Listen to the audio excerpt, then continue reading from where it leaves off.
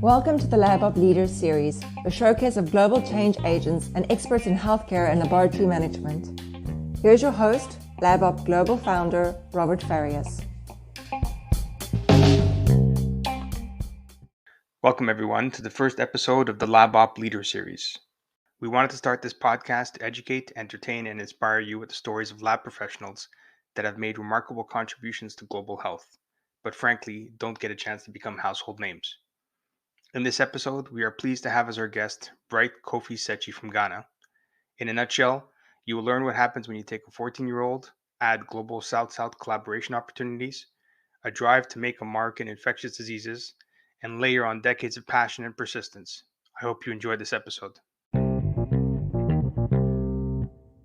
Bright, welcome to today. Thank you very much for being our first guest.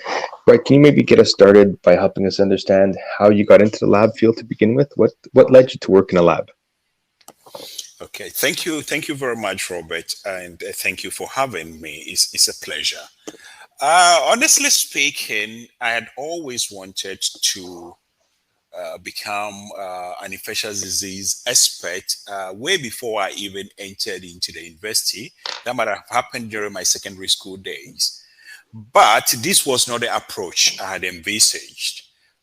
Initially, I actually wanted to study medicine, and then I will proceed to do apply molecular biology of infectious diseases at master's and PhD level at the London School of Hygiene and Tropical Medicine. Of course, I did. I got all the grades. I finished what we would have called maybe the IB or sixth form, whichever way you want to call it. I finished very, very, very well, extremely well, with a 3-year average of about 99.8%. And then I was only beaten by one person with a 0.1%. So obviously I got it. I got that grade, all right. Unfortunately, in my part of the world, and I was on a scholarship by then in Cuba, so there were some underdealings, and we were 45 in a group, and so obviously being the second with 3 medicines places, I was obviously in. However, there were some underdealings, and somehow I was taken out. That was something that took me a very, very long time to really deal with. So I ended up picking microbiology at the University of Havana, Cuba. Of course, so the sequence now switched. So I entered into microbiology, which was a 5-year program. And of course, I was disturbed for a while. But I had to keep my head level, and I went through the 5 years. Just before I finished, I actually got admission to the London School of Hygiene and Tropical Medicine to do masters in applied molecular biology of infectious diseases. But I didn't get funding. So it went on and on and off. I went back to Ghana and I started practicing at the Noguchi Memorial Institute for Medical Research, the Department of Microbiology, first as a national service personnel, and then subsequently as a senior research assistant. And then we went on to a project which was a Japanese International Cooperation Agency, a JICA-funded project, which had to do with the baseline sexually transmitted infections database for Ghana. And that went very well for 5 years. Within those same years, of course, I was hoping that I would still continue to medical school thereafter. But obviously, I didn't get the funding to proceed. So I had to focus on the career, the other aspect. In fact, even if I had studied medicine, there was no way I was going to stay in the consulting room, because my curiosity was way beyond just looking at patients and things. I really wanted to dive deep into infectious disease. And coming from my part of the world, I thought it was important to make our own contributions to humanity in one way or the other. So that was a drive, from the beginning. And this is how I ended up in the career. And from there, I can tell you more as to how I proceeded and how I progressed up to where I am today in terms of both education and career. What got you to Havana to begin with? Yes, I was actually in middle school in Ghana.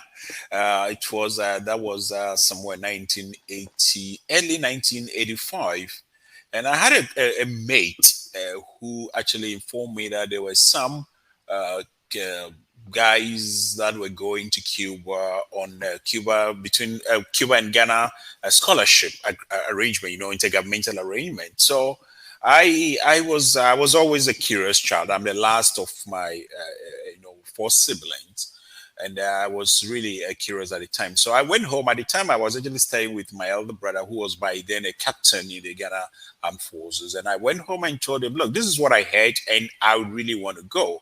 So I would like to write the exams." And then he actually asked me, "Look, you're only 14 years old. Are you sure?" I said, "Absolutely." So he took me to write the exams. I passed it, and I was among the, I think we were about 135 students of that batch, 1985. That's what landed me in Cuba. First, we ended up with on the little island in the southwestern part of the Cuban main island called the Isle of Youth. We did a 1 year language, then proceeded to the Sailing School program itself. And then, of course, out of the 135, we ended up being the, what do you call it? I think 45 of us. Yeah, it was 45 of us that qualified. In that batch also, I think I was the fourth or the sixth person. I need to look at my documents very well. That qualified for the sixth form. And then that's how we proceeded to the sixth form. And then from there, of course, after even the sixth form, we needed to write the university entrance exams, and that is how I ended up at the University of Havana to read microbiology. Of course, I haven't told you already what was my initial plan. Yes, excellent. So, Bright, just to clarify that, so you were about 15 or so when you landed in Havana the first time? 14. 14, wow. Yes, yeah. Yeah, that was 1985. Wow. So what was that experience like for a 14-year-old from Ghana to land in Havana? It was, I think, when you are driven by, we are all born with some kind of in a, what do you call it, drives, personal drives, eh? And I think that really kind of like overshadows any fears or any kind of like intimidations, etc. Of course, this was a mixture, a sweet and what do you call it? Kind of like, okay, a two-way experience. Of course, we were in a group, and we were only Ghanaians in that school. There were several schools from other nationals, etc. So it was a little bit of nice experience from the beginning, but along the way came in the pulling out of the Soviet Union, with their support to Cuba in 1989. And so things became a little bit difficult. But I guess it was all part of what has actually formed one, the ability to withstand, what do you call it, any situation and survive it. Of course, we were treated and well protected by the Cuban government. I wouldn't really on the how will I say, on the official platform, there was actually, I would be a very, very dishonest person to say there was anything. Of course, integrating into other societies that are not yours, you find one or two miscreants that will say a few things to you. But I think it's all part of the thing. But it was actually a nice experience. It was a bit difficult at the beginning, not knowing where you are. You can't even find your bearings. But the determination to go, and the way the program was lined out, and of course the vision that I had, I think was fundamental. It really played a fundamental role. It was a driving force behind everything. That's great. That's great, Bright. So just out of curiosity, did you pick up any Spanish while you were there? No, obviously we had to go through a full year of Spanish course, because the program was, in fact, it was interesting. The way the Ghana government arranged the program was that they actually wanted us to have part of the Ghanaian curriculum, secondary school and sixth form curriculum. So a bunch of Ghanaian teachers, secondary school teachers, were actually sent along with us, and they were actually given us other programs like English language geography, history, which were purely Ghanaian curriculums. Then we had the Cuban curriculum that covered all the sciences. So, and it was in Spanish. So we had to go through a full 1 year Spanish course. I landed on the island without knowing one word in Spanish, but within 6 months, I was speaking Spanish fluently. And the way they taught us was that it was so intense that without it, there was no way you could have actually handled the program. And so throughout the 7 years of secondary school, plus the sixth form, it was a combination of English and Spanish. So the Ghanaian teachers were coming on a 2-year rotation just for the Ghanaian component of the curriculum, whereas all the sciences were taught by the Cubans, and the university was purely in Spanish. That's the 5-year program. I think there were about 64 courses. It was purely in Spanish, including the thesis, the viva, all the lectures, everything. It's definitely a great immersion experience for someone that young to take on. That's phenomenal. Bright, maybe just give me a bit of a sense so in terms of when you were back in Ghana, you were beginning your lab career, and let me ask you to take a look back and say, from the beginning of your lab career, what would you say is the biggest thing that's changed? Well, obviously, when I finished, I had the 5-year degree, of course, in Ghana. Of course, the translation now became an issue in Ghana, whether to issue me a master's degree or keep it at a what do you call it, a BSc level, because in the Spanish version is a licenciado, that is licentiate, which is above the what do you call it, the BSc degree. But of course, it becomes a bit of a political tussle and thing. So I settled to, let me just take the BSc. So I was actually sent as part of my national service to the topmost medical research institution in Ghana, which is still the same. That institution is called the Noguchi Memorial Institute for Medical Research. And a bit of a background to that is named after the Japanese Hidero Noguchi, who actually discovered yellow fever. He was actually investigating that in Ghana in 1928 and died of it. So the Japanese government actually built that institution, which is at the University of Ghana. It's part of the College of Health Sciences now. And it was built and named after Hidero Noguchi. So obviously, I was posted to the topmost, research institution, medical research institution. And that was great for me. And I was actually posted to the bacteriology unit. By then it was unit, it's now a department. And obviously, I had opportunity. It was nice. My curiosity was way above the average, just lab things, just do the ordinary thing. And I remember one of my professors, when I was actually during the BSc level, used to tell me, look, listen, you are going to graduate as a microbiologist. You need to drive this. You're not just going to be working as a technical person, but you're supposed to be the one thinking around issues. Find solutions to problems. So it was really nice. Fortunately for me, in 1999, there was actually an outbreak of a cholera epidemic in Accra, which is sometimes, these are frequent occurrences in my part of the world. And then these specimens were actually brought to our department, so I work on it. I did all the isolations and the antimicrobial resistance patterns of that, and it was really interesting. At the same time, I was actually applying, but at the same time, I think I had an admission to the Rotterdam School of, health sciences in the Netherlands. I just wanted to go to school. It was always a driving force. Then there about the same time came this Japanese project where I had to, I was a senior most research assistant on a project. Fortunately, unfortunately for me, the professor who was in charge of this and the head of the department had to go on sabbatical leave. So I became virtually the the person in charge, and I had to give all the debriefings to the director and prepare all the interim reports, all the review reports when the Japanese team was in Ghana. So it was a very nice experience, and it really kept me driving. I knew this is where I always wanted to be. I just wanted to do medicine first before that, because I wanted to have a direct access to patients and subject. That was actually the reason behind my my drive to do medicine first. I didn't want to be doing that through any other person. Wow. So Bright, maybe let me ask you a question about the experience you had there in terms of isolating specimens and getting to the point of understanding antimicrobial resistance almost 20 years ago now. So how has that differed over time? What's changed in the exercise of going through that work?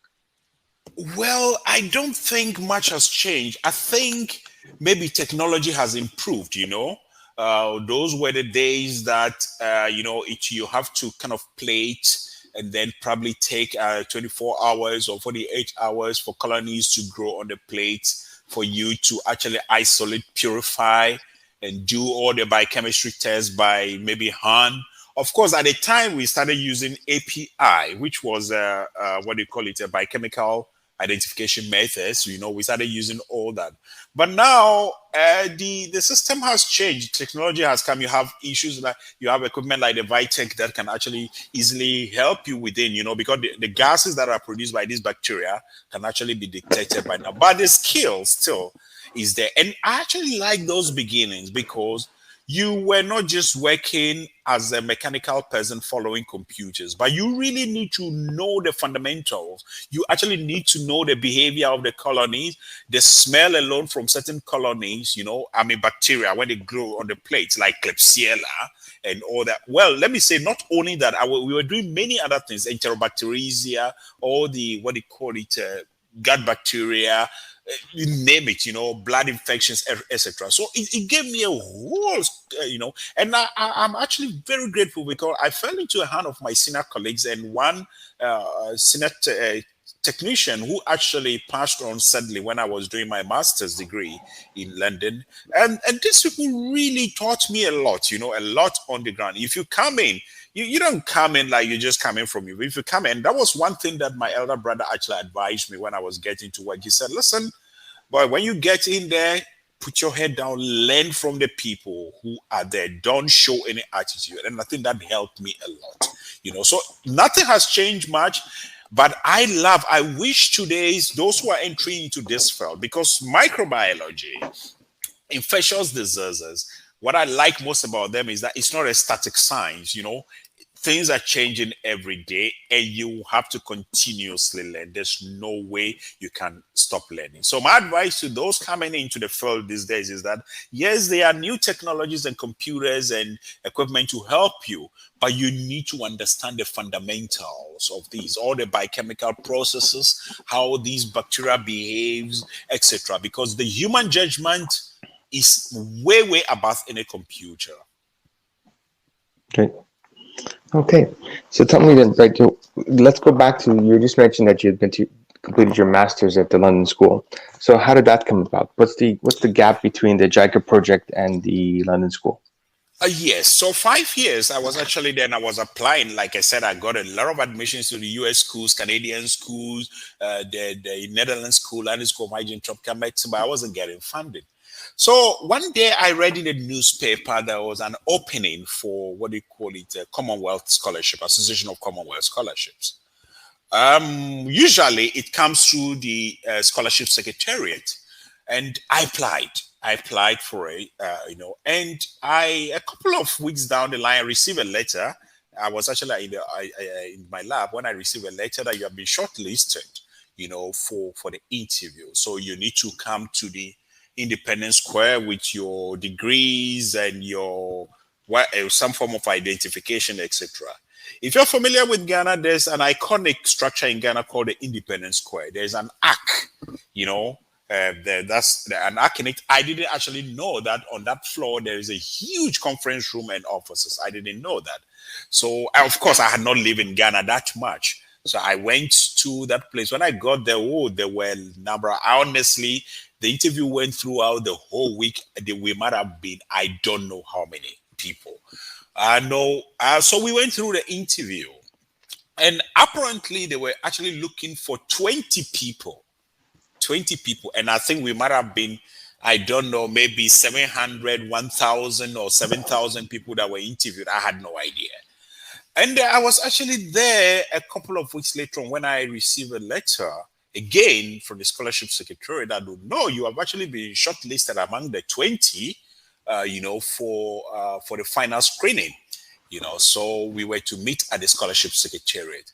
All along these, apparently, all these applications had to be made through your institution, but I was doing it as a person, as an individual, and I went through that kind of interview again.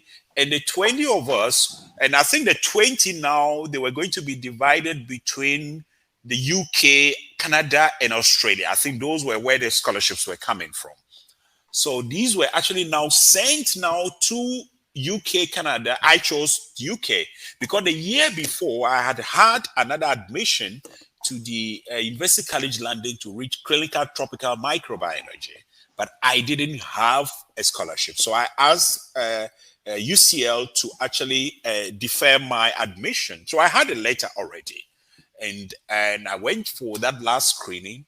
And actually, it was around, all these was like 2001, September, October, thereabout. And then I was there around April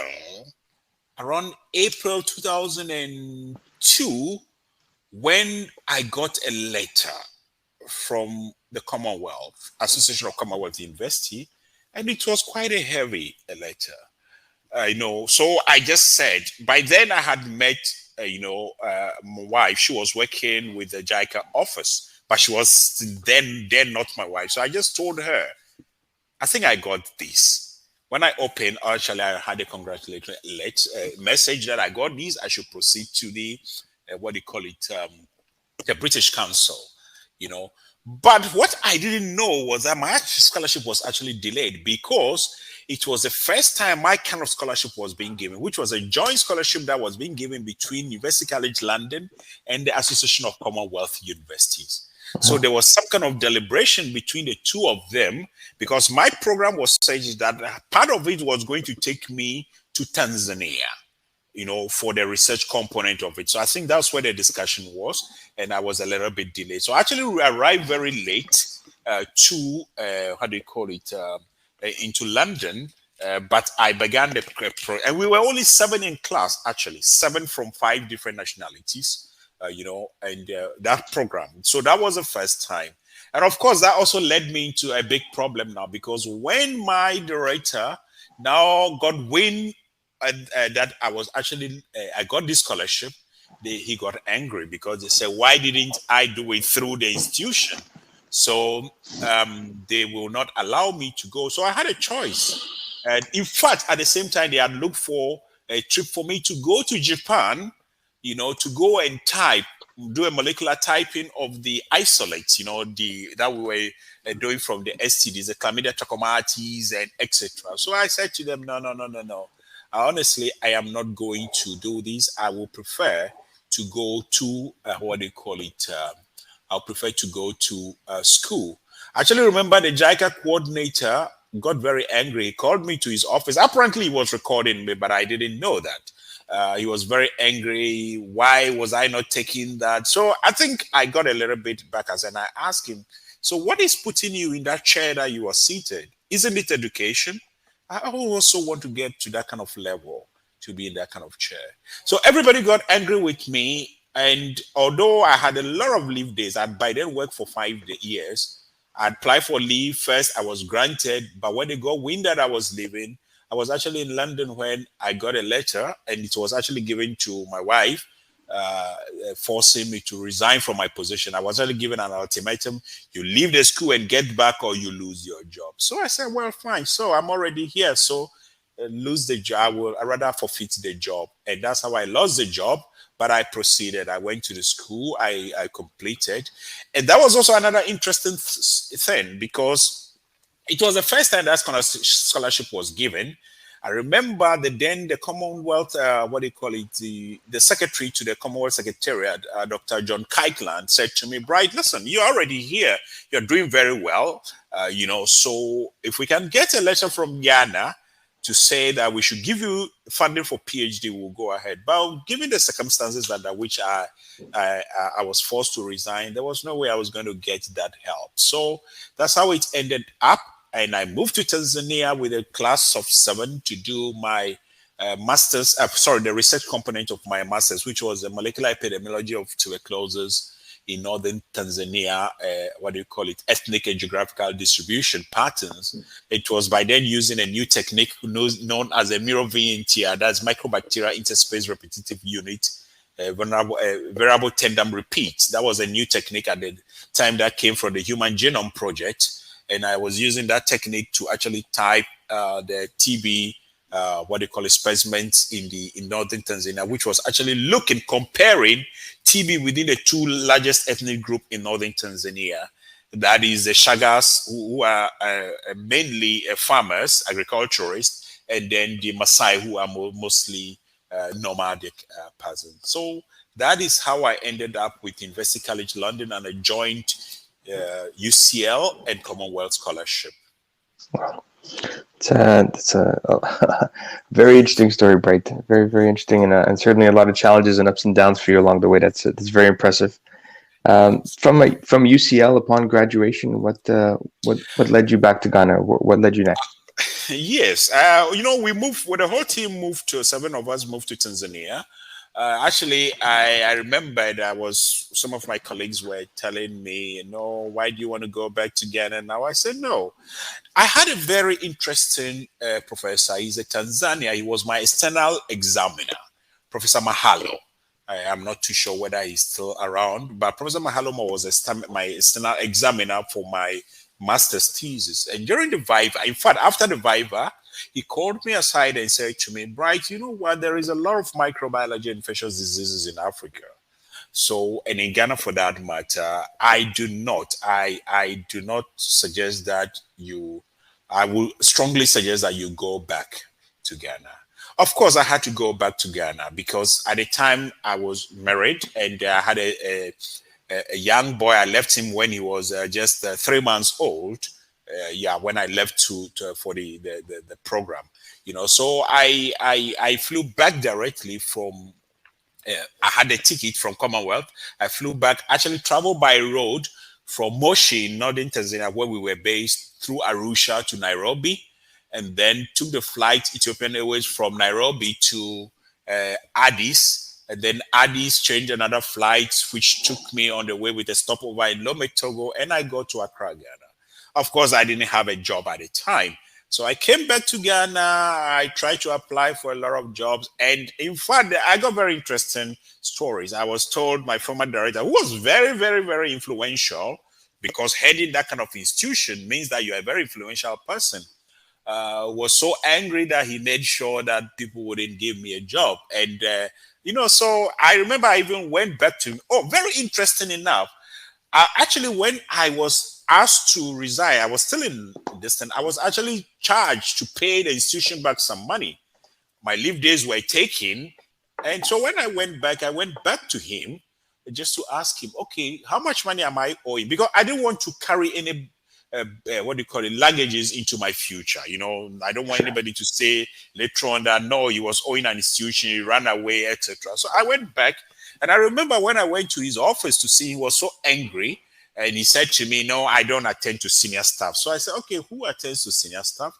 He said to me, well, it is the administrator of the institution. So I went to him and I got the letter. Whatever they said I was owing them, I paid. So for almost 2 years, I wouldn't get a job. I applied for God knows how many jobs. Nobody. I remember another professor at the institution told me, Professor Wilson told me, no, if you like, come, I will go and talk to the director, we take you back. But given the circumstances and even the harassment that went on with my wife, because my wife was still working there, I decided, no, it wasn't a good idea. So I stayed back. Finally, I went to the Department of Microbiology at the Ghana Medical School, and I met the head of department then, by then Professor Mercy Newman. And I told her, look, I was looking for a job. And then she said to me, okay, so where did you study the clinical tropical microbiology? And I said, no, University College London. So I deposited my application with her. And fortunately, after about a couple of months, I was actually called by the College of the University of Ghana, the medical school, for an interview.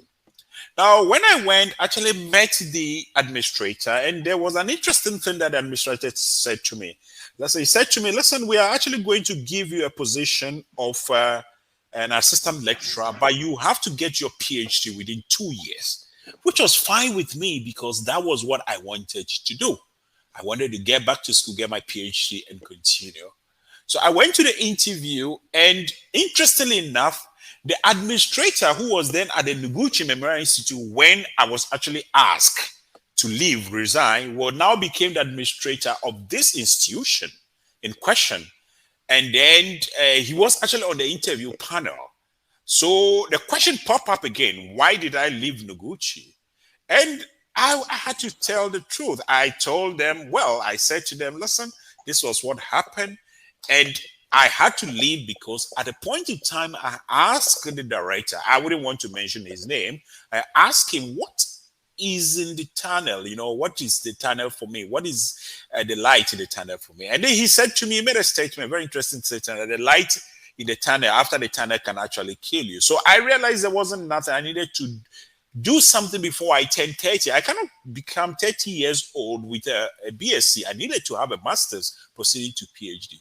So I had to really leave. So when the offer came, instead of now appointing me as an assistant lecturer, I was given a position of a principal research assistant.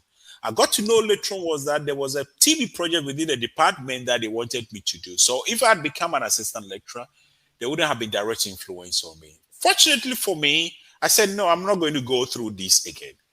Around the same time, which was around September 2004, there was another advert in the newspaper from the government of Botswana coming to look for scientists but the AIDS epidemic was actually out of proportion in the south, and they didn't have the personnel, so they came looking for it. And I remember very much, it was 15 September 2004 that they came, actually the team from Botswana came in for the interview, and I was interviewed. Around January, I got a letter, January 2005, I got a letter that actually Botswana was taking me on as as a scientist, for their programming in Botswana. So there were two things that actually influenced my decision. So the offer that was given to me from the University of Ghana now not as assistant lecturer, but a principal research assistant, I had to decide. I said, no, I'm not going to go through this again. So I said, well, fine. I have worked on a big TB project as part of my master's project in Tanzania when I was student of University College London. I have done a lot of sexually transmitted diseases as part of the STD baseline study for Ghana. But I haven't done a lot of HIV, although HIV was part of the STD program. It wasn't, because the prevalence in Ghana wasn't that high. So I saw the opportunity in Botswana as a way to actually have a huge HIV component added to my career in terms of infectious diseases. Then I'll proceed to the PhD level. So that was how I ended up refusing to take the offer with the University of Ghana, which of course also landed me. But I didn't disrespect anyone. On the day that I was rejecting the offer, I actually took my rejection offer letter and I went to Professor Newman and I told him, Professor, I really appreciate you offering me these, but I'm really sorry, I can't take these. I need to look for something else. And then so around February 15th February 19th, 2005, I got a ticket from the government of Botswana. That's how I left Ghana to the Botswana Harvard HIV Reference Laboratory to head the DNA PCR laboratory at that institution for the next 3 years. Then thereafter, I don't know if I can continue. Please do.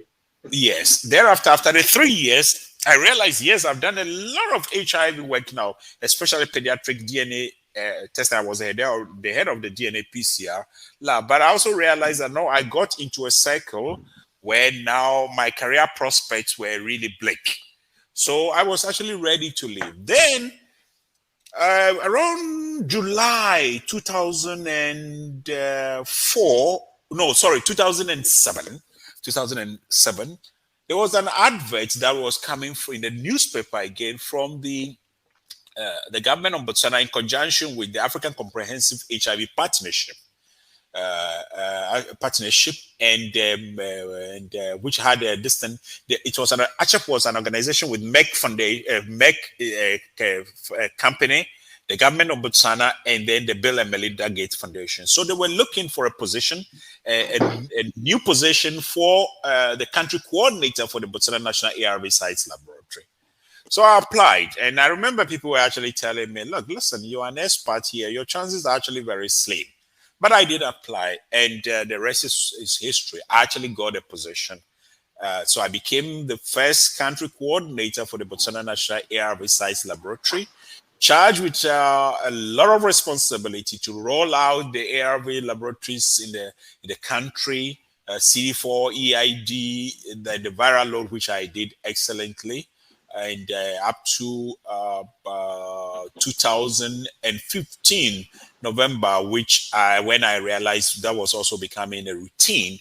And thereafter, I was there again when I got an email from University Research Company, a US-based, a Washington-based organization, that they actually had a project in Lesotho under PEPFAR and CDC, and they were looking for a country director and senior laboratory, advisor, and they had seen my profile on DVEX.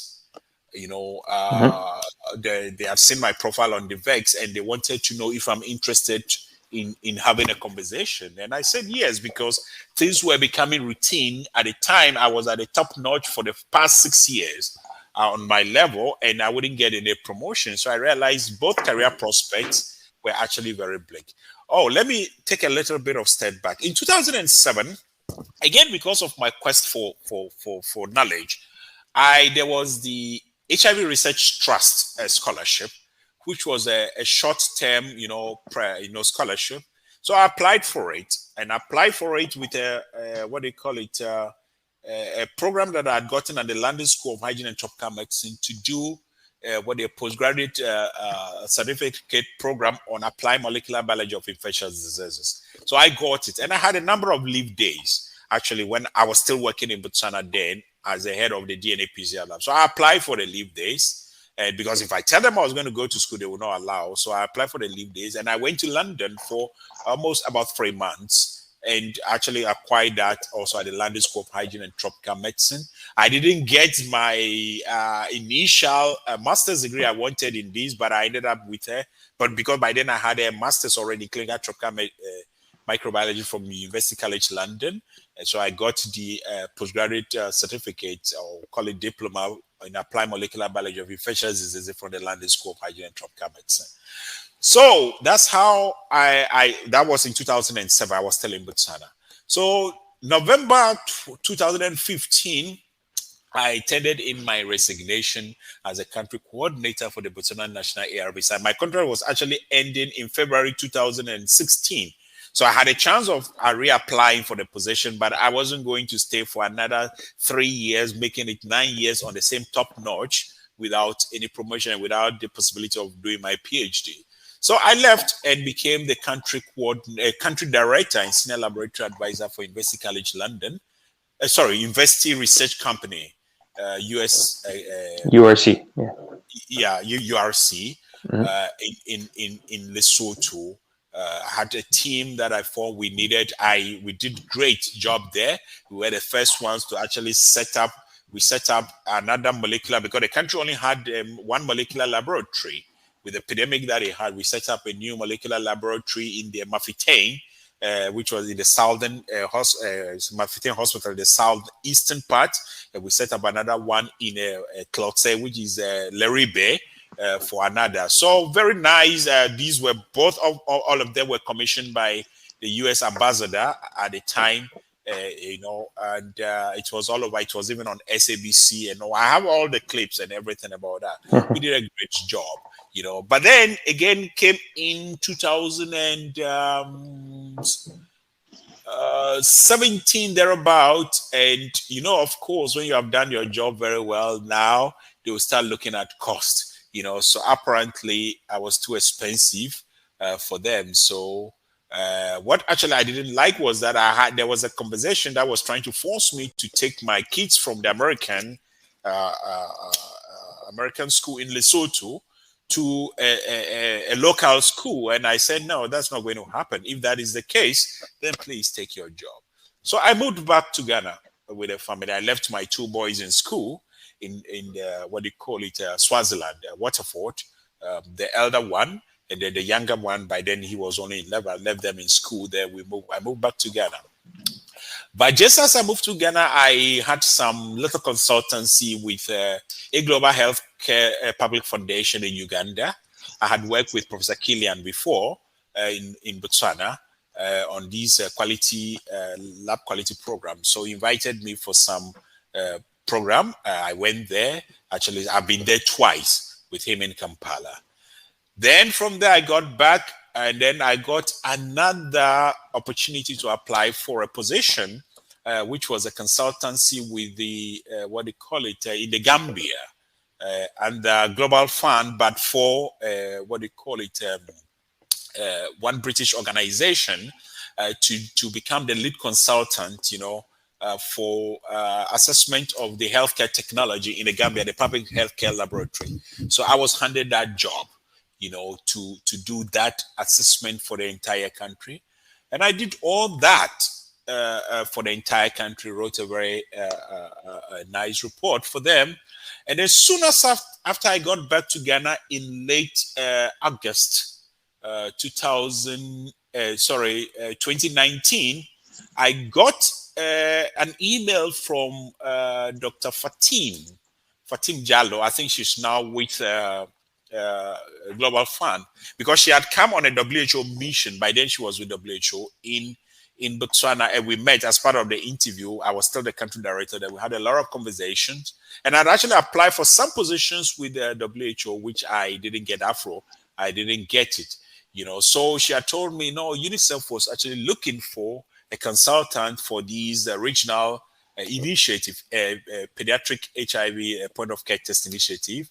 Well, how was my French? So I said, well, I speak Spanish very well. French is very nominal, but I will apply. So I did apply, and I got a job. And it was first with the regional office for the implementation of these, pediatric HIV program. And it was from September 2019. It was first 6 months. Then it was renewed again until May 2021. Where the regional office said, well, because of the administrative reason, as a consultant, I've exceeded the limit, said they could not. So the UNICEF HQ, of course, that was actually funding this initiative, employed me. So from 24th of June up to now, I'm actually a staff of a consultant, still international consultant with the program division with the UNICEF HQ in New York, but I chose to still remain here because part of my program is still covering the 10 POC projects for West and Central Africa.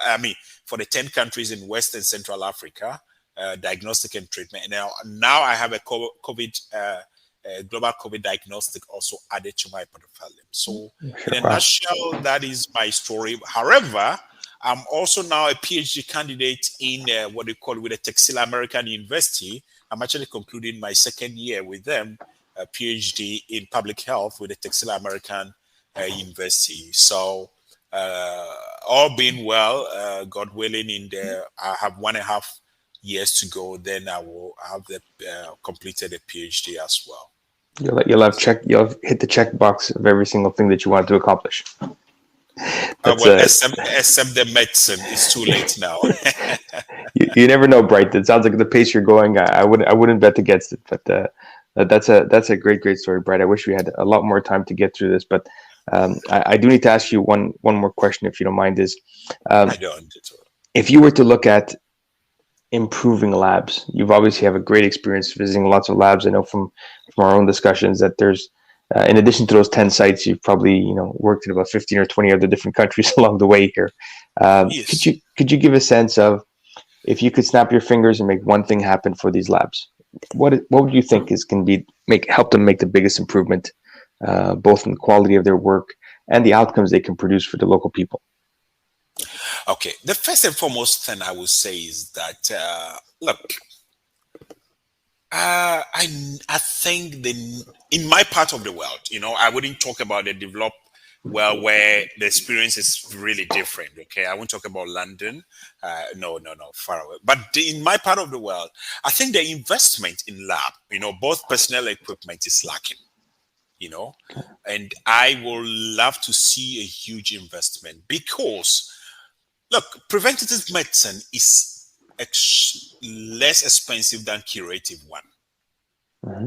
Okay, so if we can get people in terms of training, provide a lot of training for personnel, provided the quality training, get people to master's PhD levels within the continent, provide equipment, the investment that is needed to do kind of like research, provide concrete data, establish our own baselines, tell the stories as they occur here on the continent. It will really help us to deal with some of the infectious diseases that we are dealing with, the re-emerging ones and the emerging ones and the futuristic ones, because we need the personnel to be able to deal with that. And the story in Liberia and Sierra Leone, the Ebola epidemic in Liberia and Sierra Leone was a classical case that showed that we actually lack the resources. Of course, we have not even dealt with the HIV epidemic yet. We have malaria, we have all the enteropathogenic, diarrhea-causing diseases that are still ravaging. We need investment in that area. The personnel are willing, but I think the level of investment in terms of training and equipment and money needed to run this things properly to avoid us getting into this epidemic cycle that we get over and over again is lacking. So that was what I would say. That's a great way for us to wrap up, Bright. I appreciate very much your time. It's been a great time talking to you and definitely learning more about your story and what you've accomplished.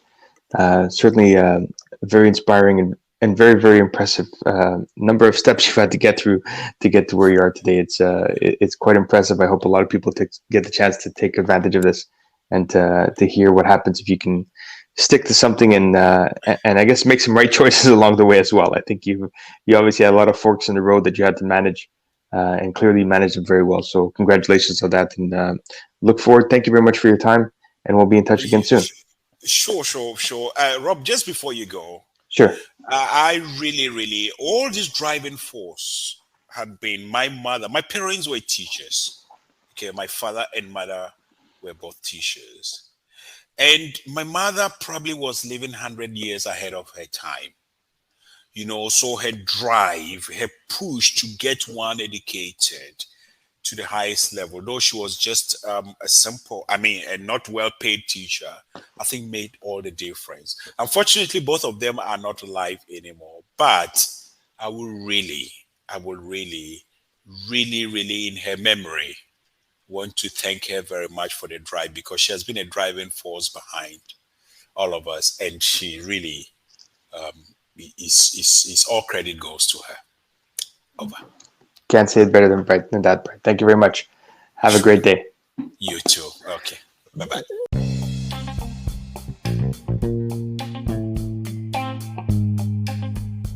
To make a suggestion of someone that would make a great guest or topic you would like to hear more about, please visit us at labopp.org. That's labopp.org.